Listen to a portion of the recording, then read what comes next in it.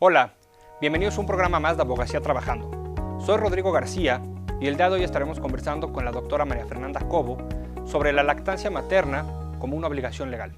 Acompáñenos.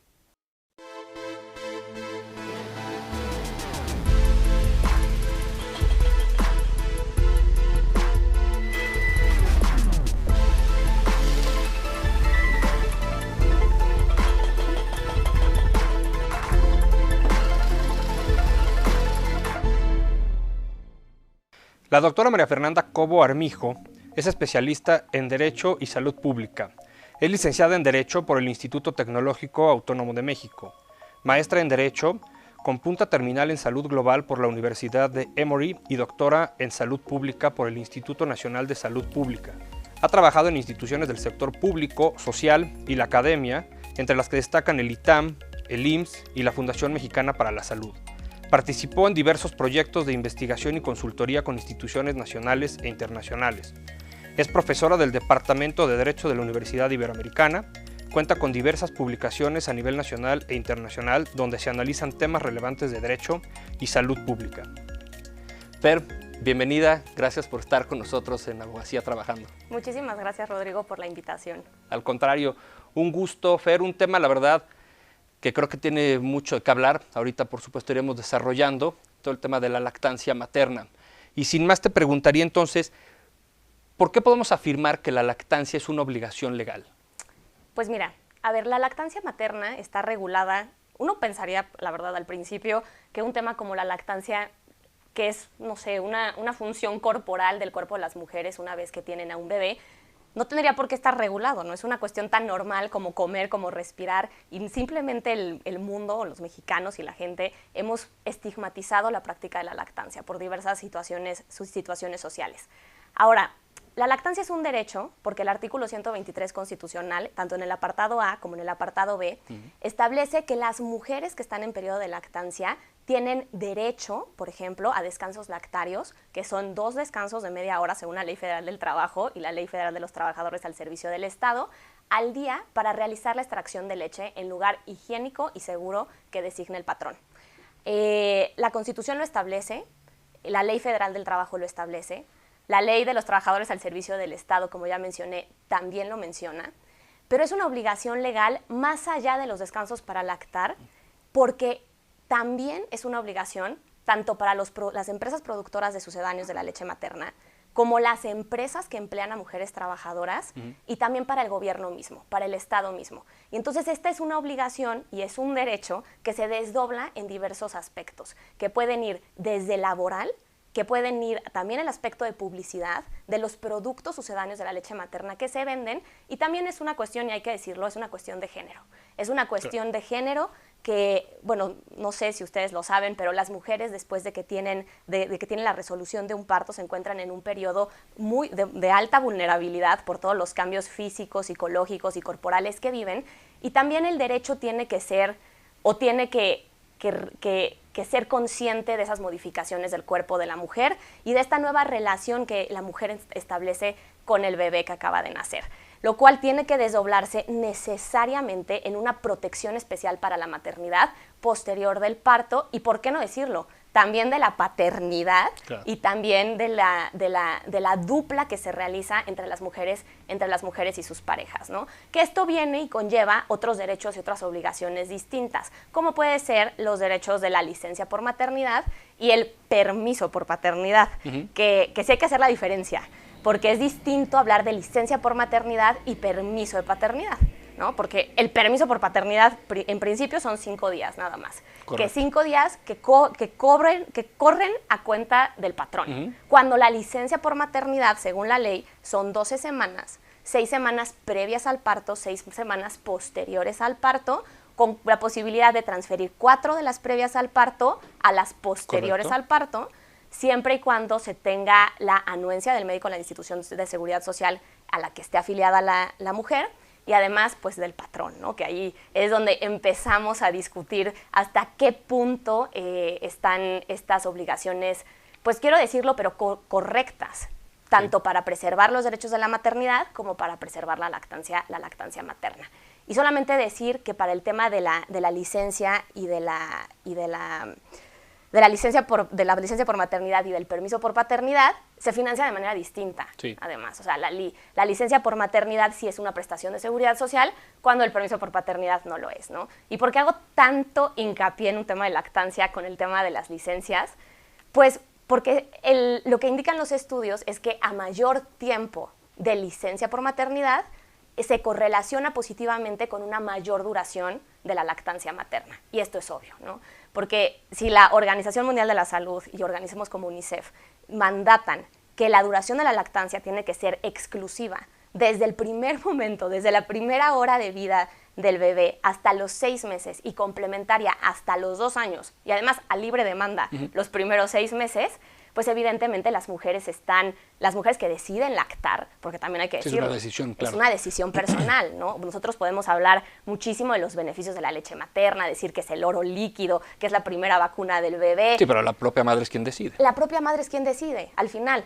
Pero bueno, o sea, esto es importante mencionarlo, y la duración de las licencias es relevante, porque pues bueno, o sea, nada más me imagino una mujer que acaba de parir, que está en el segundo mes posparto, con todas las modificaciones corporales, estableciendo un vínculo con esta nueva persona, sí, que forma parte de su familia, que a pesar de todo decidió lactar, ¿no? Porque esto sí es importante decirlo, Rodrigo, también es a pesar de todo. Correcto. Porque como está configurada la sociedad y como está configurado el ambiente, uno lacta a pesar de. Así es. A pesar de todos los inconvenientes. Si las mujeres ya deciden lactar, imagínate regresar al trabajo. O sea, regresar al trabajo, pues justamente cuando estás modificando tu vida, modificando tus cosas, modificando tu estilo de desarrollarte, de relacionarte además con este nuevo ser, pues evidentemente tenemos que crear las condiciones y el marco jurídico y social, además, que permita a las mujeres, una vez que tomaron la decisión, ejercerla libremente. Correcto. Y entonces, Fer, ¿realmente a quiénes obliga esto? Claro. Pues mira, como ya estábamos adelantando en la pregunta anterior, primero, y quiero hablar como en una visión de sistema, ¿no? Porque si hablamos de una visión individualista o solamente desde el punto de vista laboral, pues es sencillo, ¿no? Obliga claro, a las empresas que emplean a madres trabajadoras a cumplir con lo estipulado en la Ley Federal del Trabajo, a cumplir con lo estipulado, bueno, en el caso de que seas una persona empleada por el Estado, pues el Estado lo obliga como patrón a cumplir con los descansos para lactar, con las licencias por maternidad.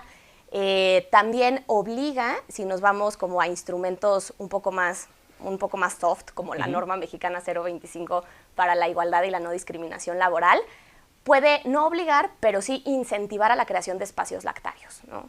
La norma mexicana, cuando hacen la verificación para el punteo de si te otorgan a ti el distintivo de empresa que trabaja por la igualdad y la no discriminación, uno de los criterios que evalúan es si tienes salas de lactancia. Entonces, bueno, en este sentido no obliga, pero sí incentiva la norma mexicana. También, obliga, y esta puede ser no tan obvia para muchas personas, a las empresas productoras de sucedáneos de la leche materna. Y por sucedáneos de la leche materna me refiero a fórmulas infantiles. Y las obliga, aquí sí, Rodrigo, a muchísimas cosas. Las obliga a tener un etiquetado claro. La norma oficial mexicana 131, que establece los métodos de prueba y el etiquetado de las fórmulas para lactantes, menciona que tienen que cumplir las empresas productoras de sucedáneos con muchas especificaciones, ¿no? Claro. Como no hacer declaraciones de salud y nutrimentales en las etiquetas de las fórmulas.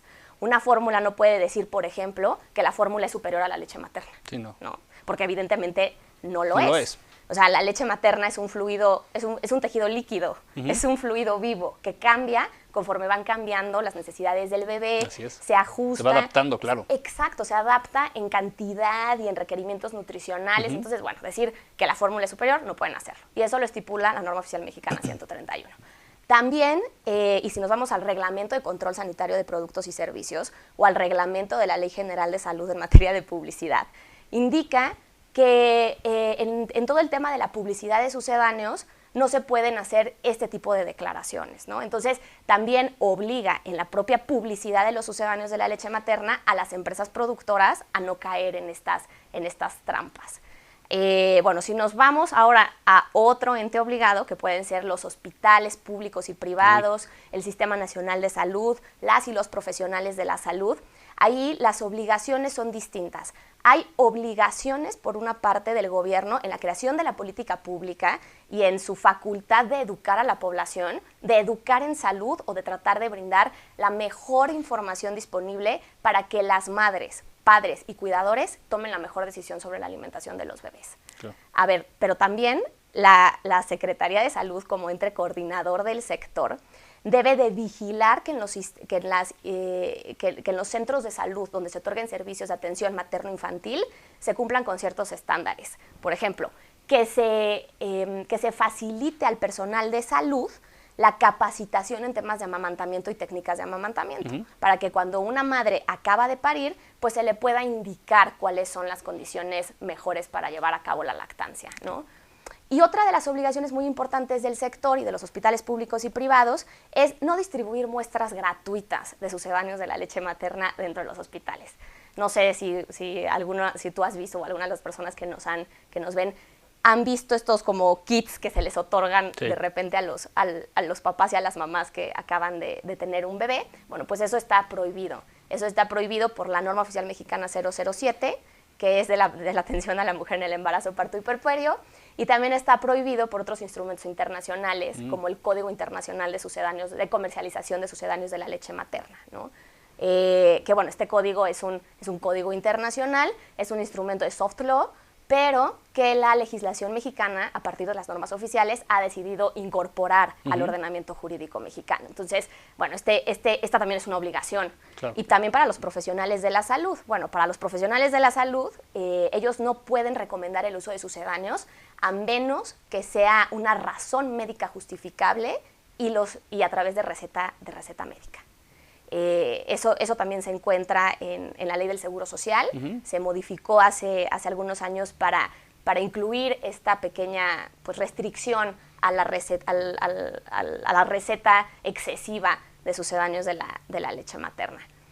Hablando de obligaciones legales, pues también, a pesar de que de las empresas productoras de sucedáneos, la verdad es que han incumplido reiteradamente las... Sí, lo que te decía, está prohibido, pero lo siguen haciendo. Lo siguen haciendo, Rodrigo. ¿Y cuál es la consecuencia? Pues mira, a ver, este es un tema que yo he analizado desde hace mucho tiempo, tratando de ver dónde está el problema. O sea, ¿por qué las empresas productoras de sucedáneos no cumplen o incumplen de manera tan reiterativa con lo que ya está normado hoy en México? Y mira, uno de los problemas que encuentro es que las sanciones no son disuasorias. A ver, estamos hablando de empresas transnacionales, multinacionales, millonarias en el revenue que generan por la venta de estos insumos, productos que no son baratos. Sí, ¿no? O sea, que son además bastante onerosos para las personas que deciden comprarlos. Entonces, a ver, las sanciones que establecía antes la Ley de Metrología y hoy la Ley de Infraestructura de la Calidad y las propias Ley General de Salud para las infracciones a las normas oficiales mexicanas son irrisorias en comparación con las ganancias. Entonces, si tú como empresa productora de sucedáneos decides incumplir con el Código Internacional de Sucedáneos de la Leche Materna y hacer promoción y publicidad directa, que está prohibido por el código, a las madres y padres y cuidadores, pues probablemente si te cacha COFEPRIS, que es la agencia regulatoria, sea más fácil, o sea, sea menos costoso para ti incumplir que pagar la sanción, ¿no? Entonces, bueno, pues es que es un tema que necesita de reformar además los instrumentos normativos de tal forma que se establezcan procedimientos en los que sí se pueda sancionar efectivamente a las empresas productoras de sucedáneos que incumplen. Sí, correcto. Porque también tenemos otro problema. O sea, la publicidad, hay dos agencias que la regulan. Por una parte, si vemos desde el punto de vista de protección al consumidor, pues Profeco es la encargada. Y si vemos desde el punto de vista de publicidad desde la visión sanitaria, es COFEPRIS. Entonces, muchas veces, y lo que hemos visto en los expedientes que se les han abierto ante estas violaciones, es que se echan la bolita entre ellos. O sea, dicen, es que este es un tema de protección al consumidor, sí, es que este es un tema de publicidad y de regulación y de riesgo sanitario. Entonces, pues primero... Sí, pónganse de acuerdo. Pónganse de acuerdo. O sea, veamos qué sí es protección al consumidor y qué sí es riesgo sanitario. Totalmente. Y tratemos de regularlo de manera adecuada y seguir un procedimiento administrativo claro, donde evidentemente las empresas puedan defenderse, pero que también se vea en pro de la salud pública y del bienestar de las mujeres, ¿no? Yo creo que es lo más importante. Por supuesto. el bienestar de las mujeres y de los bebés. Correcto. O sea que al final del día, ¿quién hay más indefenso que una persona recién nacida? Sí, totalmente. Entonces, pues bueno, o sea, es un gran tema. Y nos enfrentamos a nuevos retos, o sea, nuevos retos con la protección de la lactancia y más en temas de publicidad. Por ejemplo, la publicidad digital ha sido identificada por el Instituto Nacional de Salud Pública, por el Fondo de las Naciones Unidas para la Infancia, por la Organización Mundial de la Salud, como uno de los nuevos medios que utilizan las empresas productoras de sucedáneos para incumplir con las normas mexicanas, sí, para incumplir con lo estipulado por la ley y por el Código Internacional de Comercialización de Sucedáneos.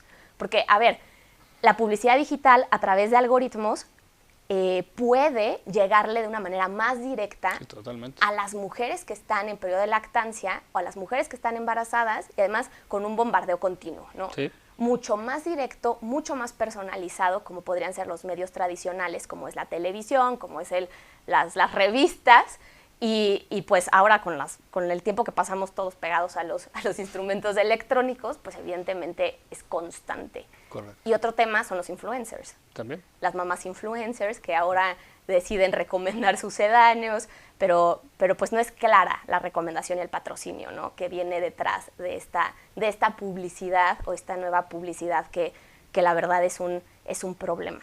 Porque limita la decisión informada de las madres. Porque están en un periodo en situación de vulnerabilidad, están bombardeadas por esta publicidad constante, directa, cercana, porque las mamás influencers hablan el mismo claro, idioma, ¿no?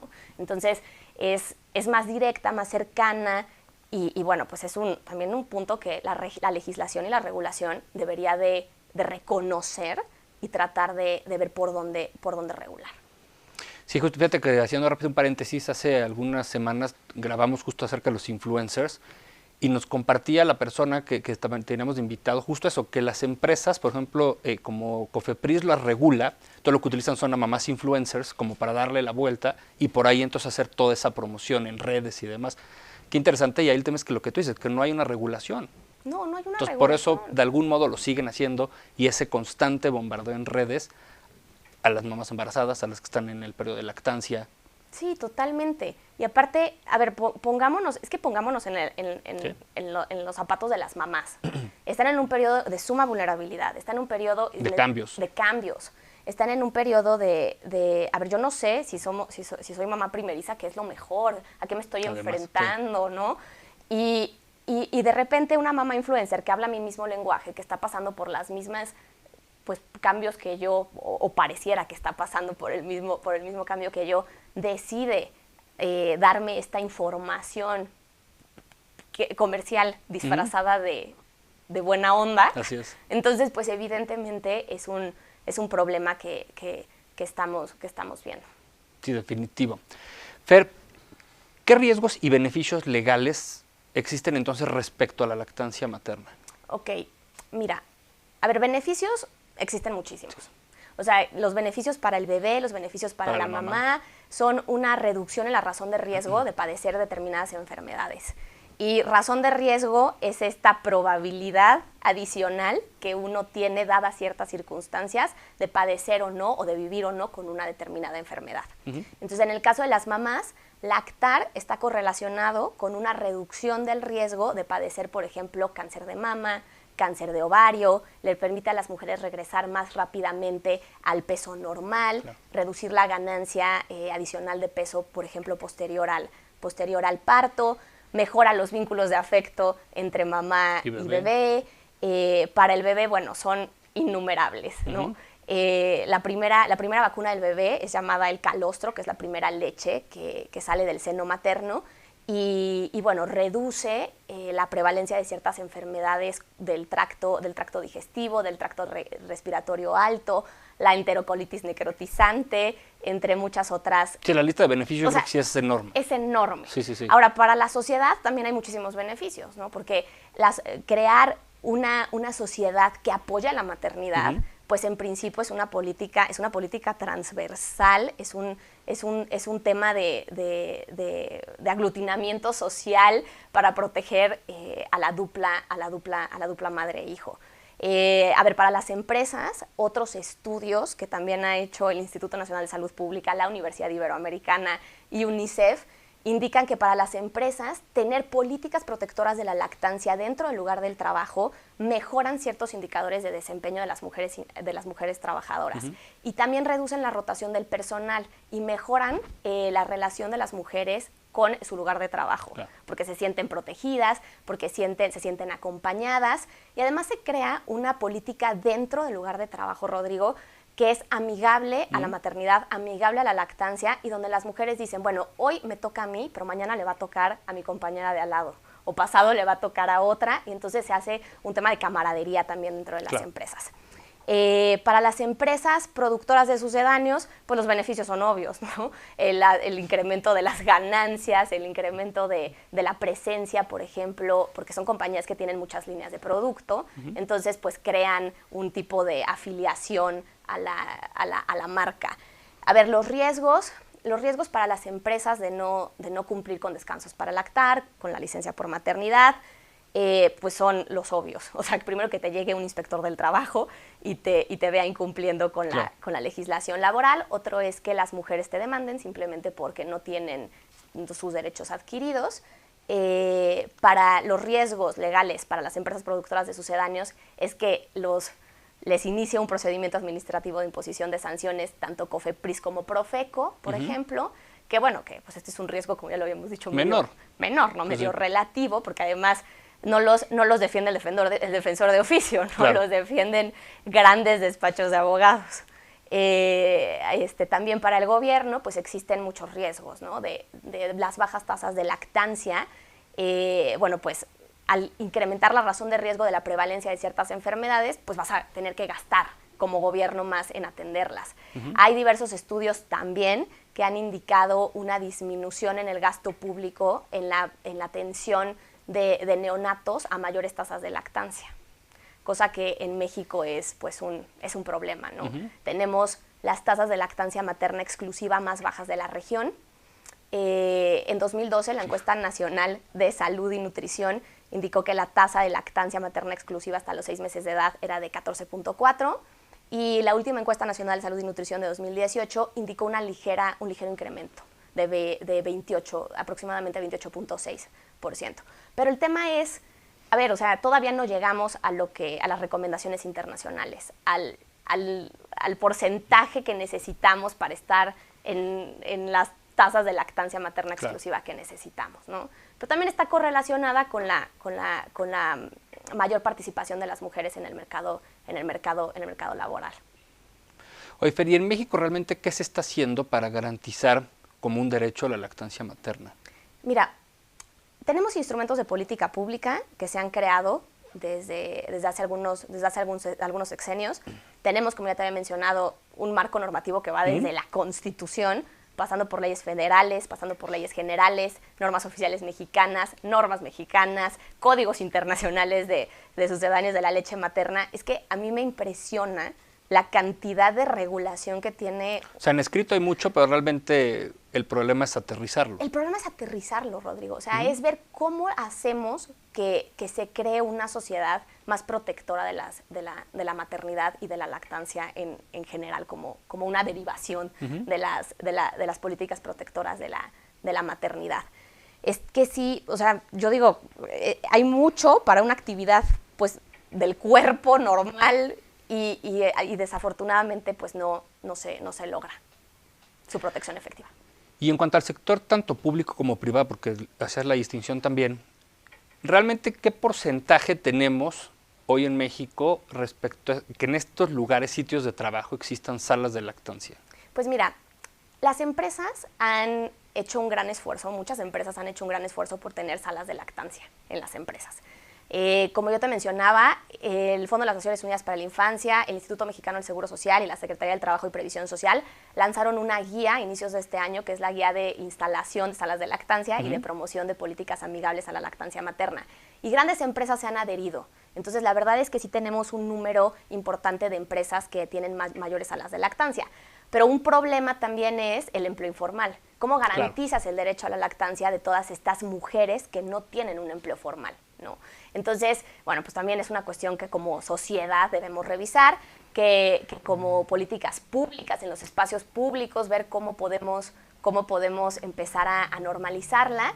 Y también es un cambio social, Rodrigo. La gente tiene que saber que ver un seno que está alimentando a un bebé no tiene por qué ser una cuestión de pudor. Claro. Y se tiene que empezar a normalizar. Pero sí hay empresas que han trabajado proactivamente por esto y que han obtenido bastantes o buenos resultados en sus políticas de género, además, y de protección a la maternidad dentro de las empresas. Ok, se nos está acabando el programa, Fer, nos quedan pocos minutos. Quizá te pediría una última reflexión u opinión. Tú aparte, en la parte, me refiero de investigación, como profesora de una universidad, ¿qué recomendarías tú o qué reflexión nos dejas? Yo, la verdad es que lo que les diría es que proteger a la maternidad tiene muchos beneficios. O sea, proteger a las políticas amigables a la lactancia materna, las políticas amigables a la familia, tienen muchos beneficios para las empresas, tienen muchos beneficios para la sociedad y tenemos que trabajar de manera conjunta, abogadas, abogados, organizaciones de la sociedad civil, empresas productoras de sucedáneos, en proteger este derecho. Porque si no, desafortunadamente, son más los riesgos a los cuales como ya lo habíamos comentado, nos enfrentamos no solamente como empresas, sino también como sociedad. O sea, claro, estamos en un paradigma de pandemia donde además es necesario cuidar la salud de las madres y la salud de los bebés en especial. Y si no empezamos a voltear a ver cómo hacer efectivas las normas, a ver cómo podemos, pues sí, o sea, fomentar el enforcement y el cumplimiento del marco jurídico y regulatorio que ya existe, podemos caer en la trampa de tenemos todo de jure pero nada de facto. Exacto. Perfecto, Fer. Pues el programa se nos terminó, la verdad es que el tiempo pasa muy, muy rápido. Un tema del cual, por supuesto, alguien experta como tú, es muy importante que nos comparta siempre toda el marco normativo que existe, lo que realmente se está trabajando y haciendo, y bueno saber que también empresas, lo que tú dices, han adherido y cumplen con tener estos espacios de lactancia. Agradecerte nuevamente, Fer, el haber estado con nosotros en el programa y por supuesto bienvenida una vez más si es necesario y si tienes información que ampliarnos. Por supuesto, muchísimas gracias, Rodrigo, y muchísimas gracias a todas y todos los que nos vieron. Muchas gracias a ustedes.